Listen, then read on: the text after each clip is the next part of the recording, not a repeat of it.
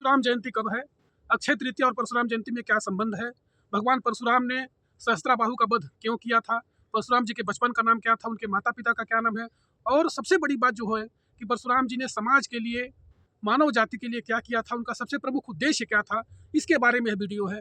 बहुत अच्छी motivation video है। इस वीडियो को आप जरा सा भी स्किप न करें, अपने दोस्तों के बीच शेयर करें। एक अच्छी जानकारी आपको मिलने जा रही है कि परशुराम जी ने सहस्त्रबाहु का वध क्यों किया था। सहस्त्रबाहु ने ऐसा कौन सा काम किया था?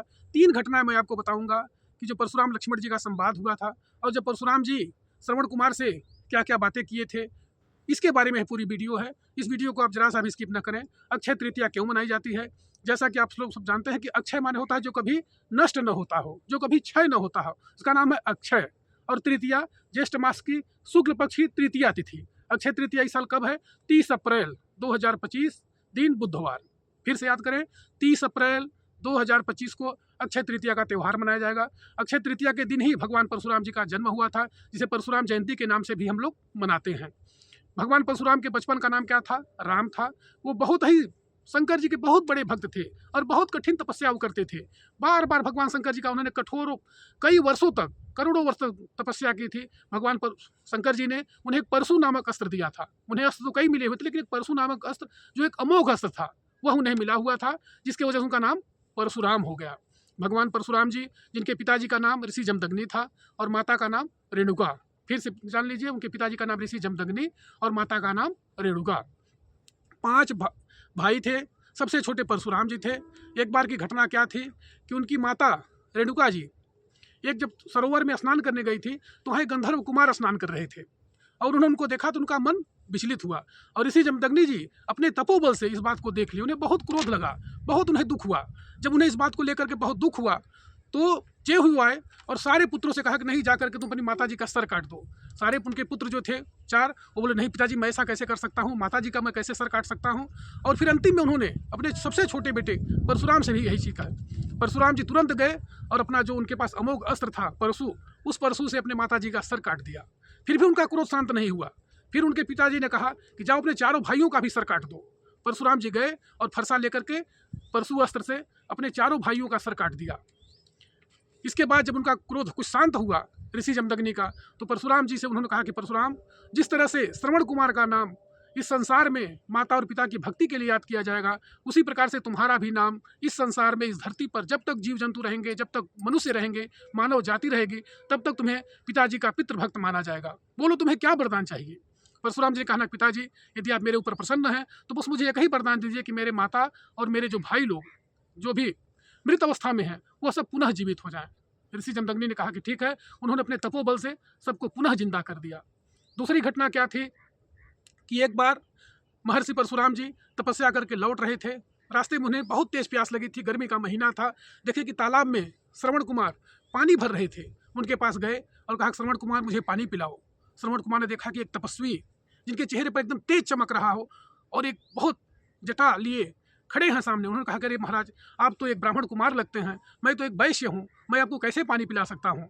उस समय जाति प्रथा चल रही थी। उसी में परशुराम जी ने कहा था कि श्रवण कुमार, प्यासे को पानी पिलाना, भूखे को भोजन कराना, ये संसार का बहुत बड़ा परोपकार का काम है।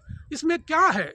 तुम इस प्रकार से क्यों बात कर रहे हो? यह मानव जाति के लिए बहुत बड़ी तुम अवहेलना वाली बात बता रहे हो। ऐसा कभी नहीं होना चाहिए। सारे संसार में सब लोग एक बराबर हैं, सभी मनुष्य एक बराबर हैं। इसलिए तुम अब ऐसा कभी मत सोचो। मैं भले ब्राह्मण कुमार हूँ, लेकिन मुझे प्यास लगी है, एक प्यासे को पानी पिलाना संसार का बहुत बड़ा पुण्य का काम है।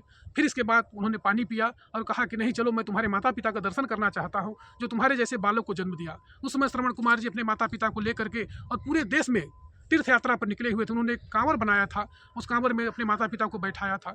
जब वहाँ वो गए और देखे, परशुराम जी उनके माता पिता को प्रणाम किया कि आप लोग धन्य हैं कि ऐसे पुत्र को आपने जन्म दिया है। तब से लेकर के परशुराम जी की भक्ति पूरे देश, दुनिया, संसार में प्रसिद्ध हुई थी। तीसरी घटना है कि जब भगवान श्री रामचंद्र जी का स्वयंवर हो रहा था और माता सीता का स्वयंवर चल रहा था, भगवान श्री रामचंद्र जी ने धनुष जब तोड़ा था, भगवान परशुराम जी तपस्या कर रहे थे। भगवान परशुराम जी भगवान विष्णु जी के छठे अवतार माने जाते हैं और छठे अवतार के रूप में जब वो तपस्या कर रहे थे और भगवान शंकर जी का जब धनुष टूटा, उस समय एकदम गर्जना हुई और उनकी जो है तपस्या भंग हो गई। वो दौड़ करके आए वहाँ पर और देखे कि वहाँ स्वयंवर चल रहा था और बहुत क्रोधित हुए। और लक्ष्मण जी से उनका संवाद हुआ कि नाथ शंभु धन भंजन हारा, होई है को एक दास तुम्हारा। परशुराम जी ने कहा कि रे नृपालक काल बस बोलत तो ही न संहार, धनु ही सम त्रिपुरारि धनु विदित सकल संसार। क्या शंकर जी के धनुष के समान सारी धनुषियाँ हैं? नहीं, यह एक बहुत बड़ा धनुष था। कौन तोड़ दिया, क्यों तोड़ दिया? फिर इसके बाद जब भगवान श्री रामचंद्र जी आए, भगवान परशुराम जी ने अपने तपोबल से जान लिया कि नहीं साक्षात नारायण है, भगवान है, तब उनका क्रोध शांत हुआ। फिर वहाँ से वो चले गए तपस्या के लिए। इस प्रकार से भगवान परशुराम जी मानव जाति के लिए, मानव समाज के लिए अपने शौर्य, साहस, धैर्य, अनेक प्रकार का उन्होंने ऐसा काम किया। जो इस वीडियो का सबसे प्रमुख पार्ट मैं आपको बताने जा रहा हूँ कि सहस्त्रबाहु का वध क्यों किया था। भगवान परशुराम जी के यहाँ ऋषि जमदग्नि जी एक बहुत अच्छी गाय अपने पास रखे थे। वह कपिला गाय थी, इतनी सुंदर थी, इतनी सुंदर थी, इतना अच्छा दूध देती थी कि वो सारे संसार में प्रसिद्ध हुई थी। और सहस्त्रबाहु समय बहुत बड़े राजा थे, उनकी 1000 भुजाएं थी, वो भी बहुत तपस्वी और महान थे। लेकिन जब उन्होंने उस गाय को देखा तो बहुत प्रसन्न हुए और उस गाय को लेने के लिए पूरी शक्ति अपनी लगाई, पूरी जी जान लगा करके अपने सैनिकों को भेज करके उन्होंने गाय को लेना चाहा, लेकिन ऋषि जमदग्नि ने उस गाय को नहीं दिया। फिर इसके बाद सहस्त्रबाहु अपनी सेना के साथ वहाँ आक्रमण कर दिया। ऋषि जमदग्नि जी जंगल में तपस्या करते थे, उनकी कुटिया थी, एक छोटा सा उनका तपोस्थान बना हुआ था, एक गीशाला था। वहाँ जा करके और सारे उनकी कुटिया को उसने तहस नहस कर दिया और वहाँ से गाय लेकर के चला गया।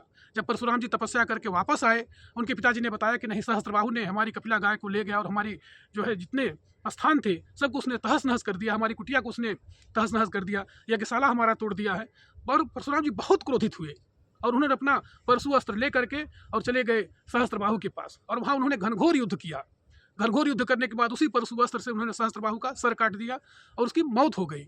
सारी सेनाओं को उन्होंने मार दिया और अपना कपिला गाय लेकर के फिर से अपने पिताजी के पास आ गए। तो इस प्रकार से हम बता रहे हैं कि महर्षि परशुराम जी भगवान विष्णु के 6वें अवतार माने जाते हैं। वो साक्षात जागृत देवता हैं और चिरंजीवी हैं। उनके अंदर साहस, धैर्य, प्रेम, स्वाभिमान सब कुछ भरा हुआ है और वो जागृत हैं।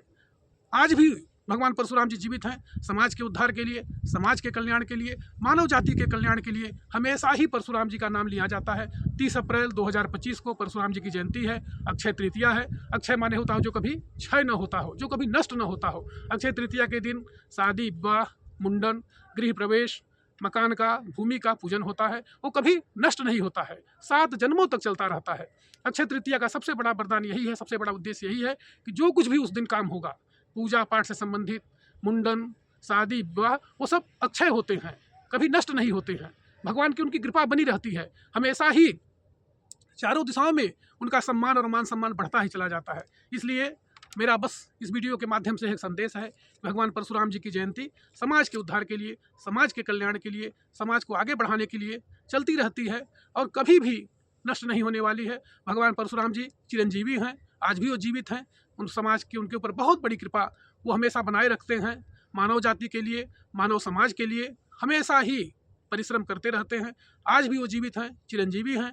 भगवान विष्णु के 6वें अवतार माने जाते हैं और 30 अप्रैल को उनकी जयंती मनाई जाएगी। उसी दिन अक्षय तृतीया भी है।